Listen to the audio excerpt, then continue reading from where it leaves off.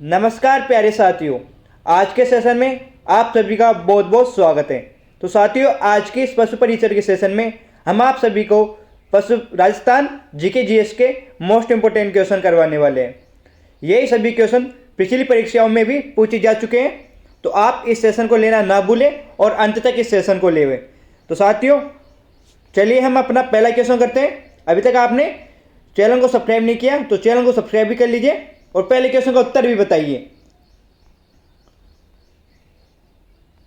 तो हमारा पहला क्वेश्चन है यहाँ पर, सती प्रथा को सबसे पहले कब और कहाँ गैर कानूनी घोषित किया गया? तो इसका राइट आंसर कौन सा होगा?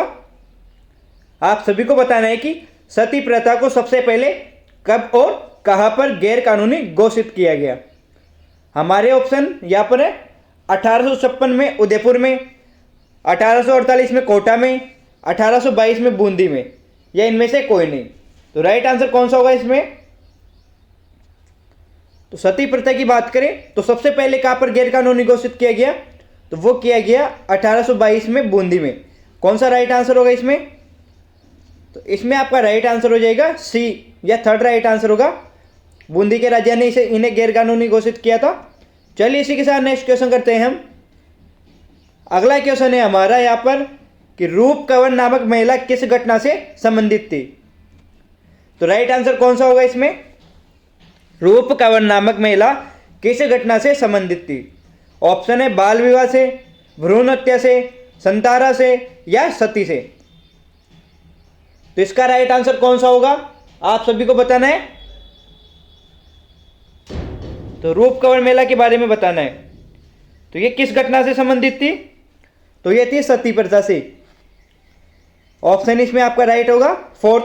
चलिए इसी के साथ नेक्स्ट क्वेश्चन करते हैं हम।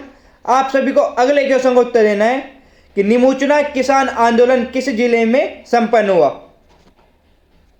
निमुचना किसान आंदोलन किस जिले में संपन्न हुआ? ऑप्शन है बूंदी, अलवर, चित्तौड़गढ़, या मारवाड़। तो इसका राइट आंसर कौन सा होगा? निमुचना किसान आंदोलन किस जिले में हुआ? तो आप सभी को इसका उत्तर बताना है। तो इसमें आपका राइट आंसर हो जाएगा सेकंड, अलवर में हुआ था। चलिए इसी कड़ी के साथ नेक्स्ट क्वेश्चन करते हैं हम। हमारा अगला क्वेश्चन आ गया यहाँ पर, किस जाति के लोग करणी माता के मंदिर में सफेद चूहों को अपना पूर्वज मानते हैं?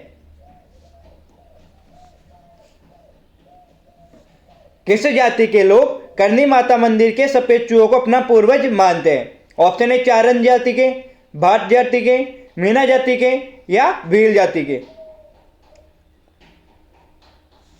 तो कौन सा राइट आंसर होगा इसमें? तो इसमें आपका राइट हो जाएगा चारण जाति। चारण जाति के लोग करणी माता के चूहों को, सफेद चूहों को अपना पूर्वज मानते हैं। और इसी के साथ बताऊं आपको कि चारण जाति की किन्या शाखा से, चारण जाति की किन्या शाखा में करणी माता का जन्म हुआ था, और ये इनकी कुल देवी भी है दोस्तों। कुल देवी भी है। चारण जाति की कुल देवी कौन सी है? करणी माता। और यही करणी माता के सफेद चूहों को अपना पूर्वज मानते हैं। चलिए इसी के साथ नेक्स्ट क्वेश्चन करते हैं। आपको बताना है कि मरु वन प्रशिक्षण केंद्र कहाँ स्थित है? मरु वन प्रशिक्षण केंद्र कहाँ पर स्थित है? ऑप्शन है हमारे उदयपुर में, जोधपुर में, भरतपुर में, या अजमेर में। तो चारों में से राइट आंसर कौन सा होगा? मरुवन प्रशिक्षण केंद्र कहां पर है? इन चारों में से तो आप सभी को राइट आंसर पता चल गया होगा कि कौन सा राइट होगा। मरुवन की बात पूछा है, मरुवन के बारे में पूछा है, तो मरुवन कौन सा इलाका? रेगिस्तान का इलाका होगा। रेगिस्तान का इलाका होगा मरुवन। यहाँ पर रेगिस्तानी इलाका कौन सा है? वो है जोधपुर। तो ऑप्शन सेकंड होगा इसमें। चलिए इसी के साथ नेक्स्ट क्वेश्चन करते हैं हम। आपको बताना है कि सर्वाधिक खेजड़ी वृक्ष किस क्षेत्र में पाए जाते हैं? सर्वाधिक खेजड़ी के वृक्ष किस क्षेत्र में पाए जाते हैं? ऑप्शन है हमारे यहाँ पर मारवाड़ में, मेवाड़ में, शेखावाटी में, या हाड़ौती में। तो सर्वाधिक खेजड़ी के वृक्ष किस क्षेत्र में पाए जाते हैं? तो इसमें आप सभी का राइट आंसर होगा थर्ड, शेखावाटी क्षेत्र में सर्वाधिक खेजड़ी के वृक्ष पाए जाते हैं। ध्यान में रखना, थर्ड राइट आंसर होगा। चलिए इसी के साथ शेखावाटी क्षेत्र की बात बता देता हूं। तो शेखावाटी क्षेत्र में कौन कौन सा इलाका आता है? सीकर आता है, प्लस नीम का थाना और झुंझुनू। और कौन सा आता है? झुंझुनू आता है, ये भी ध्यान में रखना। ये इलाके आते हैं शेखावाटी क्षेत्र में। चलिए इसी के साथ नेक्स्ट क्वेश्चन करते हैं हम। अगले क्वेश्चन को उत्तर देना है आप सभी को। हमारा क्वेश्चन है, राजस्थान में अपेक्षित आर्द्रता सर्वाधिक कब रहती है? राजस्थान में अपेक्षित आर्द्रता सर्वाधिक कब रहती है? महीनों का नाम है जून जुलाई में, जुलाई अगस्त में, अगस्त सितंबर में, या दिसंबर जनवरी में। कौन सा राइट आंसर होगा इसमें आप सभी का? तो अपेक्षित आर्द्रता सर्वाधिक कब रहती है? तो वो रहती है जुलाई और अगस्त में। ऑप्शन इसमें आपका सेकंड राइट होगा, ध्यान में रखना। चलिए इसी कड़ी के साथ नेक्स्ट क्वेश्चन करते हैं। साथियों, अभी तक आपने वीडियो को लाइक नहीं किया तो वीडियो को लाइक कर दीजिए। फिर अगले क्वेश्चन का उत्तर बताइए कि हाल ही में विश्व कैंसर दिवस मनाया गया, तो कब मनाया गया ये बताना है। हाल ही में विश्व कैंसर दिवस कब मनाया गया? ऑप्शन है 3 फरवरी को, 4 फरवरी को, 5 फरवरी को, या 6 फरवरी को। तो इसका राइट आंसर कौन सा होगा? हाल ही में विश्व कैंसर दिवस कब मनाया गया? तो इसमें आपका राइट आंसर होगा 4 फरवरी। ऑप्शन सेकंड राइट आंसर हो जाएगा आप सभी का। चलिए इसी के साथ नेक्स्ट क्वेश्चन करते हैं हम। क्वेश्चन है हमारा, हाल ही में राजनेता कर्पूरी ठाकुर के बाद किसे भारत रत्न से सम्मानित करने की घोषणा हुई है? तो बताइए, कर्पूरी ठाकुर के बाद किसे भारत रत्न से सम्मानित करने की घोषणा की गई है? ऑप्शन है हमारे यहाँ पर मुरली मनोहर जोशी को, काशीराम को, लाल कृष्ण आडवाणी को, या बाला साहेब ठाकरे को। तो कौन सा राइट आंसर होगा इसमें आप सभी का? तो इसमें आपका राइट आंसर होगा थर्ड, लाल कृष्ण आडवाणी को हुई है दोस्तों भारत रत्न देने की घोषणा। चलिए इसी के साथ अगला क्वेश्चन करते हैं हम। तो हमारा क्वेश्चन है यहां पर, जयसमंद झील जिसे ढेबर झील भी कहते हैं, तो आपको बताना है कौन सी नदी पर बनी है। तो जयसमंद झील किस नदी पर बनी है? ऑप्शन है बनास, गोमती, साबरमती, या काली सिंध। तो कौन सा राइट आंसर होगा इसमें आप सभी का? तो जयसमंद झील की बात करें तो पहले मैं बता देता हूं। तो जयसमंद झील का निर्माण किसने करवाया? तो जय सिंह ने करवाया था। मेवाड़ के राजा जय सिंह ने जयसमंद झील का निर्माण कराया था। कौन सी नदी पे करवाया? तो जयसमंद झील में गोमती नदी का पानी आता है। तो दो ध्यान में रखना, गोमती नदी का पानी आता है, और इसके साथ एक झील और है जिसमें गोमती नदी का पानी जाता है, या वो गोमती नदी पर बनी है, वो है राजसमंद झील। राजसमंद झील जिसका निर्माण महाराणा राज सिंह ने करवाया था, ध्यान में रखना। चलिए इसी के साथ नेक्स्ट क्वेश्चन करते हैं हम। आपको बताना है कि यहां पर राजस्थान की सबसे ऊंचाई पर स्थित झील कौन सी है? राजस्थान की सबसे ऊंचाई पर स्थित झील कौन सी है? ऑप्शन है राजसमंद झील, नक्की झील, पुष्कर झील, या पिछोला झील। तो इसका राइट आंसर कौन सा होगा? तो सबसे ऊंचाई पर स्थित झील कौन सी है? तो इसमें आपका सभी का राइट आंसर कौन सा होगा? तो सेकंड राइट आंसर होगा नक्की झील है। कहां पर है? सिरोही जिले में। सिरोही जिले में माउंट आबू पे स्थित है नक्की झील। राजसमंद झील राजसमंद में है। पुष्कर झील कहां पर है? अजमेर में। पुष्कर झील कहां पर है? अजमेर में। और पिछोला झील कहां पर है? पिछोला झील है उदयपुर में। राणा लाखा के समय बनाई गई थी पिछोला झील, पिच्छू नामक बंजारे ने बनवाई थी। चलिए इसी के साथ नेक्स्ट क्वेश्चन करते हैं हम। क्वेश्चन है, ख्वाजा मोइनुद्दीन चिश्ती की मुख्य मजार के चारों ओर चांदी का कटहरा किसने बनवाया? तो इसका राइट आंसर कौन सा होगा? ख्वाजा मोइनुद्दीन चिश्ती की मुख्य मजार के चारों ओर चांदी का कटहरा किसने बनवाया? ऑप्शन है हमारे यहां पर अकबर ने, सवाई जयसिंह ने, जहांगीर ने, या हैदराबाद के निजाम ने। तो इसका राइट आंसर कौन सा होगा आप सभी में? तो आप सभी में से बताना है कि राइट आंसर कौन सा होगा। तो साथियों इसकी बात करें तो किसने बनवाया चांदी का कटहरा? सवाई जयसिंह ने बनवाया था। सवाई जयसिंह ने, ध्यान में रखना, ऑप्शन सेकंड होगा। अगला क्वेश्चन करते हैं। हमारा क्वेश्चन है यहां पर, हमीरदेव चौहान ने सुल्तान अलाउद्दीन खिलजी के किस विद्रोही सेनापति को रणथंभौर दुर्ग की शरण दी थी? हमीरदेव चौहान ने सुल्तान अलाउद्दीन खिलजी के किस विद्रोही सेनापति को रणथंभौर दुर्ग में शरण दी थी? ऑप्शन है खिज्र खां को, कमालुद्दीन को, नुसरत खां को या मीर मोहम्मद शाह को। तो कौन सा राइट आंसर होगा इसमें आप सभी का? तो आप सभी का इसमें से कौन सा राइट आंसर होगा आप सभी को बताना है।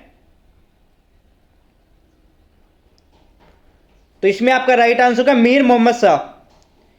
अलाउद्दीन के भगोड़े थे ये, मीर मोहम्मद शाह इसको शरण दी थी। एक भगोड़ा और था दोस्तों, तो वो था केहब्रू। केहब्रू मेन नाम तो किसका लिया जाता है? तो मेन नाम को मीर मोहम्मद शाह का लिया जाता है। यदि ऑप्शन में मीर मोहम्मद शाह ना हो तो केहब्रू राइट आंसर होगा आप सभी का। किस कारण भागे थे ये? इसकी दो कहानियां दोस्तों, मैं आपको राव रतन सिंह की पूरी कहानी सुनाऊंगा दोस्तों, ये भी ध्यान में रखना। राव रतन सिंह की और हमीरदेव की, दोनों की पूरी कहानी सुनाऊंगा कि अलाउद्दीन खिलजी ने हम इन दोनों पर आक्रमण क्यों किया था। चलिए इसी के साथ नेक्स्ट क्वेश्चन करते हैं हम। क्वेश्चन है, अचलगढ़ दुर्ग की मरम्मत करवाने वाला मेवाड़ का प्रसिद्ध शासक कौन था? अचलगढ़ दुर्ग की मरम्मत करवाने वाला मेवाड़ का शासक कौन था? ऑप्शन है राणा सांगा, राणा कुंभा, राणा लाखा या बप्पा रावल।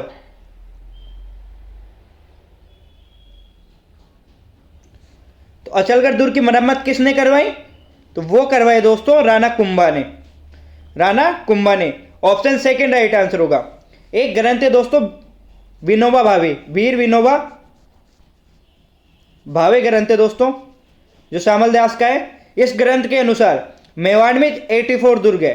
कितने? 84 दुर्ग है, जिसमें से 32 दुर्गों का निर्माण महाराणा कुंभा ने करवाया था। कितने दुर्गों का निर्माण? 32 दुर्गों का निर्माण महाराणा कुंभा ने करवाया था, यह भी ध्यान में रखना। चलिए इसी के साथ नेक्स्ट क्वेश्चन करते हैं। तो हमारा क्वेश्चन आ गया, स्क्रीन पे आप सभी को दिख रहा होगा। एक कथन है दोस्तों, यहां पर आप शुरू में देख के आप कंफ्यूज होगे। ये एक कथन है। तो कथन ये है कि मैं ऐसे 10 दुर्गों को मुसलमान के एक बाल के बराबर भी नहीं समझता। उक्त कथन रणथंभौर दुर्ग के संबंध में किसने कहा था? मैं ऐसे 10 दुर्गों को मुसलमान के एक बाल के बराबर भी नहीं समझता। यह कथन रणथंभौर के दुर्ग के संबंध में किसने कहा था? यह क्वेश्चन इंपोर्टेंट बनता है दोस्तों, कथन भी पूछी जाती है एग्जाम में आप सभी के। ऑप्शन है अमीर खुसरो ने कहा था, अबुल फजल ने, अलाउद्दीन खिलजी ने या जलालुद्दीन ने। तो इसका राइट आंसर कौन सा होगा? तो बताइए इसका राइट आंसर कौन सा होगा? तो यह कथन किसने कहा था? तो यह जलालुद्दीन खिलजी ने कहा था। जलालुद्दीन खिलजी ने कहा था। ऑप्शन फोर्थ राइट आंसर होगा। जब जलालुद्दीन खिलजी ने जलालुद्दीन खिलजी ने 1291 में, 1290 या 91 में जब जैन दुर्ग को विजय प्राप्त कर ली थी, जैन दुर्ग को जीत लिया था, तो उसके बाद इन्होंने रणथंभौर दुर्ग पे डेरा डाला था। रणथंभौर दुर्ग की घेराबंदी कर दी थी। फिर उसके बाद इन्होंने लगभग 10 महीनों तक रणथंभौर दुर्ग की घेराबंदी रखी, परंतु ये रणथंभौर दुर्ग को जीतने में सफल नहीं हो सका दोस्तों। तब जलालुद्दीन खिलजी ने कहा था कि मैं ऐसे 10 दुर्गों को भी मुसलमान के एक बाल के बराबर भी नहीं समझता। वो कहते हैं ना दोस्तों, पौष से दूर अंगूर खट्टे ही होते हैं। यदि लोमड़ी के अंगूर हाथ नहीं आते तो वो क्या कहता है कि हाँ भाई ये अंगूर खट्टे हैं। तो यही सिस्टम इसके साथ हुआ था कि जलालुद्दीन खिलजी रणथंभौर दुर्ग को जीत नहीं पाया, तो उसने कहा कि मैं ऐसे 10 दुर्गों को मुसलमान के एक बाल के बराबर भी नहीं समझता। तो चलिए अगला क्वेश्चन करते हैं इसी के साथ। आप सभी को बताना है कि यहाँ पर अमीर खुसरो ने किस दुर्ग के संदर्भ में कहा था कि आज काफिरों का गढ़ इस्लाम का घर हो गया। तो बताइए कौन से दुर्ग के बारे में कहा था कि आज काफिरों का गढ़ इस्लाम का घर हो गया। ऑप्शन है जालोर के दुर्ग के लिए, रणथंबोर दुर्ग के लिए, चित्तौड़ दुर्ग के लिए या गागरोन दुर्ग के लिए। तो इसका राइट आंसर कौन सा होगा? तो अमीर खुसरो ने किस दुर्ग के बारे में कहा था कि आज काफिरों का गढ़ इस्लाम का घर हो गया। तो इसमें आपका राइट आंसर होगा कौन सा? रणथंबोर दुर्ग। ऑप्शन सेकंड राइट आंसर होगा। कौन सा रणथंबोर दुर्ग? जब 1303 ईस्वी में रणथंबोर का साका हुआ था 11 जुलाई 1303 ईस्वी में रणथंबोर का साका हुआ था। तो इसमें केसरिया किसने किया? तो हमीर देव ने केसरिया किया और रानी रंग देवी ने, और उनकी बेटी कौन थी हमीर देव की? रानी पद्मला, इन्होंने जौहर किया था। जब 1303 में अलाउद्दीन खिलजी ने रणथंबोर को विजय कर लिया या रणथंबोर को जीत लिया, तब अमीर खुसरो ने कहा था कि आज काफिरों का गढ़ इस्लाम का घर हो गया। अलाउद्दीन खिलजी ने जब रणथंबोर को जीत लिया तब कहा था कि आज काफिरों का गढ़ इस्लाम का घर हो गया। ध्यान में रखना। चलिए इसी के साथ नेक्स्ट क्वेश्चन करते हैं हम। क्वेश्चन है हमारे, कितने सोपानों में सिरोही का राजस्थान में विलय हुआ? कितने सोपानों में सिरोही का राजस्थान में विलय हुआ? तो इसमें आपका सेकंड राइट आंसर होगा 2 सोपानों में होता। चलिए इसी के साथ नेक्स्ट क्वेश्चन करते हैं हम। आप सभी को बताना है कि अजमेर का राजस्थान में विलय हुआ तो कब हुआ? अजमेर का राजस्थान में विलय। ऑप्शन है 1947 को, 1948 को, 1950 को या 1956 को। तो बताइए अजमेर का राजस्थान में विलय कब हुआ? तो वो हुआ था 1956 को। अजमेर का राजस्थान में विलय हुआ था 1956 में। एक ये केंद्र शासित प्रदेश था उस समय, विलय के समय या अंग्रेजों के समय अजमेर मेरवाड़ा। अजमेर मेरवाड़ा एक केंद्र शासित प्रदेश था और 1956 में इसका राजस्थान में विलय हो गया था। चलिए इसी के साथ नेक्स्ट क्वेश्चन करते हैं हम। अगले क्वेश्चन का उत्तर देना है आप सभी को। तो क्वेश्चन आ गया, साधु सीताराम दास किस कृषक आंदोलन से संबंधित थे? साधु सीताराम दास किस किसान आंदोलन से संबंधित थे, यह बताना है आप सभी को। ऑप्शन है विजोलिया से, शेखावाटी से, सीकर से या बूंदी से। तो साधु सीताराम दास की बात करें तो ये विजोलिया किसान आंदोलन से संबंधित थे। कौन सा? विजोलिया किसान आंदोलन हुआ था उससे संबंधित थे। चलिए इसी के साथ नेक्स्ट क्वेश्चन करते हैं हम। आप सभी को बताना है कि निम्न में से राजस्थान में रघुनाथ पर्वत शिखर स्थित है। निम्न में से राजस्थान में रघुनाथ नहीं है दोस्तों, किस जिले में? किस जिले में? थोड़ी प्रिंटिंग मिस्टेक है। अब बताना है किस जिले में रघुनाथ पर्वत शिखर स्थित है। ऑप्शन है सिरोही में, सीकर में, चित्तौड़गढ़ में या जयपुर में। तो इसका राइट आंसर बताइए कौन सा होगा? तो रघुनाथ पर्वत शिखर कौन से जिले में है? तो वो होगा सीकर में। आपका इसमें सेकंड राइट आंसर होगा, ध्यान में रखना। चलिए इसी के साथ नेक्स्ट क्वेश्चन करते हैं हम। तो एक क्वेश्चन है, राजस्थान में बूढ़ी तीज कब मनाई जाती है? राजस्थान में बूढ़ी तीज कब मनाई जाती है?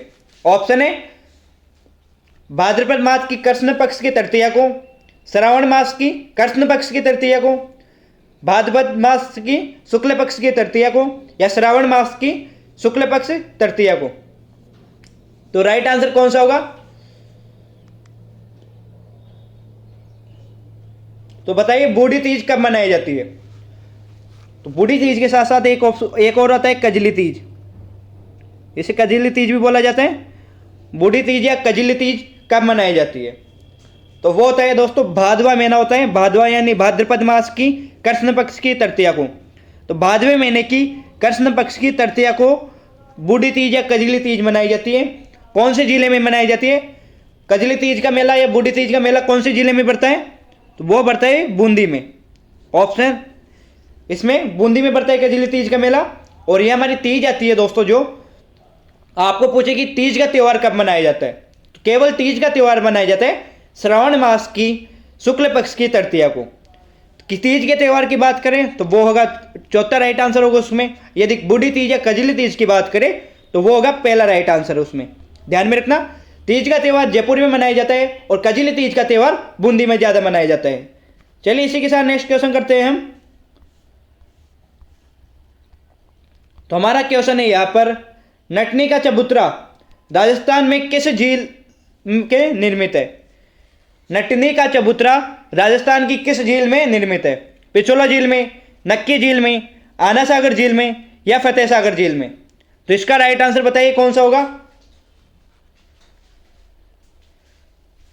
नटनी का चबूतरा राजस्थान की किस झील में स्थित है? तो इसमें आप सभी का राइट आंसर होगा पिछोला झील। पिछोला झील नटनी का चबूतरा स्थित है। नटनी की भी एक कहानी है दोस्तों कि यहाँ पर नटनी का चबूतरा स्थापित क्यों किया गया, इसकी भी एक कहानी है, तो वो भी मैं आपको बाद में सुनाऊंगा। आप कमेंट में कर देना, यदि आपको पता है तो नहीं बताऊंगा, यदि आपको पता नहीं है तो मैं आपको अगले वीडियो में पर्सनली एक वीडियो बनाऊंगा जिसमें ये कहानी बता दूंगा आपकी कि नटनी का चबूतरा क्यों निर्मित किया गया यहाँ पर। चलिए इसी के साथ नेक्स्ट क्वेश्चन करते हैं। क्वेश्चन है हमारा, बिसलपुर परियोजना स्थित है। बिसलपुर परियोजना स्थित है कहाँ पर? बनास नदी पे, खारी नदी पे, चंबल नदी पे या माही नदी पे? तो ये क्वेश्चन तो सबसे इजी क्वेश्चन है इस पीडीएफ का, इस सेशन का सबसे इजी क्वेश्चन है। बिसलपुर परियोजना कौन सी नदी पे? बनास नदी पे। ऑप्शन कौन सा राइट होगा? पहला राइट आंसर होगा। कहाँ पर है बिसलपुर परियोजना? तो केकड़ी, केकड़ी जिले में आ गई बिसलपुर परियोजना, ये भी ध्यान में रखना। चलिए इसी के साथ नेक्स्ट क्वेश्चन करते हैं हम। तो हमारा अगला क्वेश्चन है यहाँ पर, राजस्थान में महंगाई राहत कैंप की शुरुआत कहाँ से हुई थी? राजस्थान में महंगाई राहत कैंप की शुरुआत कहाँ से हुई थी? हमारे ऑप्शन है यहाँ पर अजमेर, जयपुर, उदयपुर और कोटा। तो राइट आंसर कौन सा होगा? तो राजस्थान में महंगाई राहत कैंप की स्थापना कहाँ से हुई? तो वो हुई थी जयपुर से, सेकंड राइट आंसर होगा। चलिए इसी के साथ नेक्स्ट क्वेश्चन करते हैं हम। तो जयपुर में प्रसिद्ध कौन सी कला है? तो जयपुर की प्रसिद्ध कला मीनाकारी कला मानसिंह प्रथम द्वारा कहाँ से लाई गई थी? तो इसका राइट आंसर कौन सा होगा? जयपुर की प्रसिद्ध कला मानसिंह द्वारा कब कहाँ से लाई गई थी? तो वो लाई गई थी लाहौर से। ऑप्शन इसमें पहला होगा, फर्स्ट राइट आंसर होगा, ध्यान में रखना। चलिए इसी के साथ नेक्स्ट क्वेश्चन करते हैं हम। आपको बताना है कि यहाँ पर प्रतिहार वंश का वास्तविक संस्थापक कौन सा शासक था? प्रतिहार वंश का वास्तविक संस्थापक कौन सा शासक था? इसका उत्तर बताइए कौन सा होगा। ऑप्शन है हरिश्चंद्र, मिहिर भोज, नागभट्ट या वत्सराज। तो इसका राइट आंसर कौन सा होगा? प्रतिहार वंश का वास्तविक संस्थापक कौन था? तो बात वास्तविक संस्थापक की बात कर रहे हैं तो वो कौन सा होगा? वत्सराज होगा। वत्सराज प्रतिहार वंश का वास्तविक संस्थापक था। इसी ने त्रिपक्षीय संघर्ष की शुरुआत की थी। प्रतिहार वंश में त्रिपक्षीय संघर्ष जो कन्नौज को लेकर हुआ था उसी की शुरुआत की थी वत्सराज प्रतिहार ने। हरिश्चंद्र की बात करें तो ये मूल पुरुष, प्रतिहार वंश का मूल पुरुष या आदि पुरुष कहा जाता है। इसी ने मंडोर में सर्वप्रथम प्रतिहार वंश की स्थापना की थी। मिहिर भोज एक प्रतापी शासक थे, प्रतिहार वंश के सबसे प्रतापी शासक और राजस्थान के प्रथम पितृहंता मिहिर भोज है। और नागभट्ट प्रथम ये प्रतिहार वंश के प्रथम प्रतापी शासक थे। प्रतिहार वंश के प्रथम प्रतापी शासक थे, वास्तविक शासक नहीं थे, ये भी ध्यान में रखना। तो चलिए इसी के साथ नेक्स्ट क्वेश्चन करते हैं। आपको बताना है कि तुंगा का युद्ध कब हुआ था? तुंगा का युद्ध कब हुआ? ऑप्शन है 1687 ईस्वी में, 1787 ईस्वी में, 1887 ईस्वी में या 1987 ईस्वी में। तो तुंगा के युद्ध की बात बता रहे हैं कि तुंगा का युद्ध कब हुआ? तो वो हुआ 1787 ईस्वी में। ऑप्शन इसमें सेकंड होगा आपका। चलिए इसी के साथ दोस्तों आज का सेशन यहीं पर समाप्त होता है। आशा करूंगा आप सभी को हमारा सेशन अच्छा लगा होगा। अगर दोस्तों सेशन अच्छा लगा है तो सेशन को लाइक कर देना। और आपको यदि मैंने बताया है कि दोस्तों यदि आपको रणथंभौर दुर्ग के बारे में जानता है या हमीर देव या राहुल रतन सिंह की कहानी सुननी है तो आप उसके बारे में भी कमेंट कर देना कि इनके बारे में कौन कौन सी किंवदंतियाँ हैं, कौन कौन सी कथाएँ हैं जो ग्रंथों में लिखी हुई है। और इसी के साथ साथियों, अगर आपको ये वीडियो अच्छी लगी तो वीडियो को लाइक करना, दोस्तों के पास भी शेयर कर देना, और हमारे चैनल को अभी तक सब्सक्राइब नहीं किया तो चैनल को सब्सक्राइब करके बेल आइकन को क्लिक कर देना। इसी के साथ यहीं पर हम आपसे अलविदा लेते हैं। खम्मा गणी साथियों, जय श्री राम।